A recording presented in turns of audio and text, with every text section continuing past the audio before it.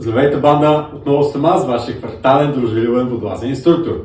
Днеска ще ви поговоря за куките, но не тези с фуражките, не тези за риболов, ами рифовите куки, които ползваме, когато се гмуркаме на места с силни течения и искаме да сме стабилни, докато гледаме екшена пред нас. Може би сте обикаляли на места, където има такива течения. Там обикновено се застопоряваме, а пък пред нас се слуша големи екшен и всъщност сигурно сте чували израза No current, no fish. Малко ще го префразираме и всъщност strong current, big fish. И не е нужно да имат някакво притеснено течение. Напротив, има ли силно течение, вероятността да видите големи и специални риби или същества под водата е доста по-голяма. Така че е добре да знаете как да се наслаждавате на такова нещо. Не е нужно и постоянно да носите куката с вас, защото тя е нужна само на местата, където сте решили да се застопорите и да стоите стационарно. Често пъти на места, където има течения, организираме гмуркането по течението. Правим така наречения drift dive, който също е много интересно. Той е друг тип гмуркане. Просто си нагласите поверхността и се носите по течението. А пък куките ползваме там, където искаме да заставаме стационарно. Да кажем, това може да бъде някакъв риф на средата на морето, където има силно течение покрай него, или пък канал между два рифа или два острова, където водата се събира като афония, забързва се и всъщност на ръба на канала се закачаме, застопоряваме и гледаме екшена, който е пред нас. Това е идеята на куката, да сте стабилни, да са ви свободни ръцете и все пак да сте малко по-далече от рифа, защото силното течение може да ви бутне към скали, корали или нещо друго, което да ви нарани. Затова е хубаво да имате някаква дистанция и така и правиме всъщност самото гмуркане. Закачаме куката за самия риф, като е важно да следите къде я закачате, да не хванете някоя риба, да е стабилно хваната и да сте стабилни, уверени там, където сте. Другата част на въжето или на кабела, който е закачен към куката, закачаме към нас. Всяко BCD, всяка жилетка има хълки, делингове, където може да се закачи карабината на куката и да останете стабилни.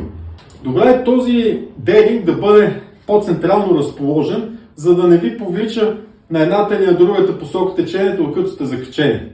Дължината на въжето е порядъка метър и нещо и така имате безопасна дистанция между вас и между рифа. Някой път може да оставите малко въздух в жилетката и да сте спокойно над рифа, над скалите или каквото там сте се закачили.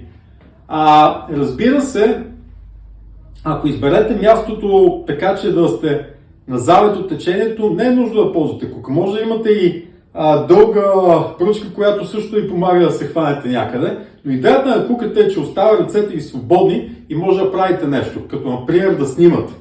Ако искате да направите хубав кадър за снимка, за видео или каквото и да е добре да сте стабилни. И тогава куката всъщност прави своята работа и ни асистира за това да може ние да вземем максимум от гмуркането и да си направим филмчето или каквото сме решили.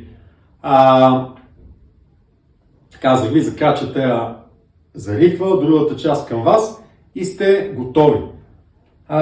Дължината на въжето може да скъсявате според вашите предпочитания и нужни, а самата кука може да бъде най-различна. Такава, с двойна като другата.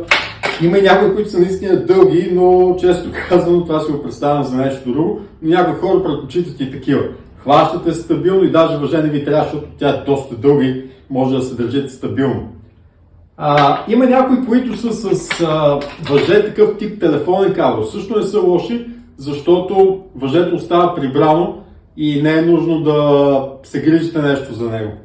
Другото важно, което пропуснах да кажа, че куката не е нужно да я носите постоянно с вас. Доста е дразнещо, като видите водолаз, който е накичен като корена лоха, има фенери, клатещи се компаси, куки и какво ли още не. Все неща, които най-вероятно няма да ползва по време на гмуркане, но просто му ангажират вниманието и оборудването и това всъщност предизвиква възможност за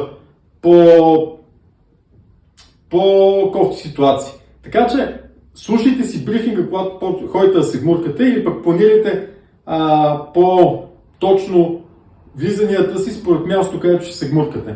Куката е нужна там, където има силно течение и вие искате да останете стационарно. На места, където има течение и правите дрифт дайв, най-вероятно няма да я ползвате, защото се пускате по течението. На местата, които има нужда да се ползва кука, течението обикновено са постоянни и просто им се сменя посоката и едва ли ще ви изненада силно течение на място, на което не се очаква. Слушайте си брифинга и се доверете на професионалистите, с които се гмуркате. Те са за това да ви подскажат как да бъде по-безопасно и по-забавно гмуркането и по-пълноценно за вас. Така, за куките казах ви най-различни, каквито си вземете, такива ще ползвате. Най-често куките изглеждат по този начин. Има метална част от нержавейка, въже, което казах ви, то е дълго от порядъка на метър и нещо. И накрая на въжето имаме карабинка някаква, с която се закачате.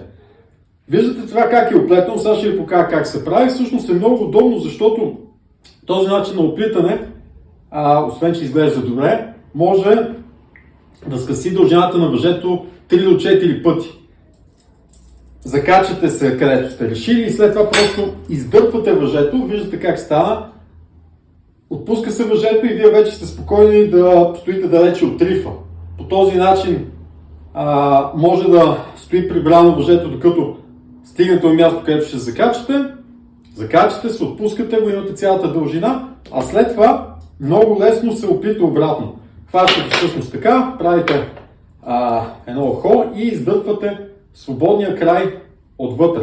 Повтаряте това нещо, докато скъсите изцяло дължината на въжето, като е добре да запомните, че е добре да го правите от карабината към куката. По този начин, като стигнете края на въжето, мога да правите по-старателно, но мисля, че схващате добре идеята. Като стигнете края на въжето, закачате карабинката и вече това нещо може да си го закачите на BCD-то, на вратлето, на ръката, става хубав моден аксесуар и може да използвате куката и само така. Отново имате дистанция, но е малко по-късно и при нужда, ако решите, откачате, издърпвате и сте готови. Дали ще е една единична куката или двойна, няма голямо значение. Има най-различни видове, има и тройни, има и какви ли не. Аз лично предпочитам тези, защото е по-лесно да сложиш куката в тясно място, някой процеп между скали, между корали и да бъде здраво хваната. Отново, винаги гледайте там, където закачате куката и не забравяйте, че когато сте на такова място, където екшън е голям и минават десетки акули, туни, баракуди или каквото и да е пред вас, времето наистина лети, не забравяйте да следите компютъра за разрешение интервал, който имате там, защото когато е много впечатляващо, както на такива места, времето минава бързо и затова е добре да следите и компютъра, да имате навика често да го проверявате. Така, друго за куката не се сещам особено какво да кажа, но ако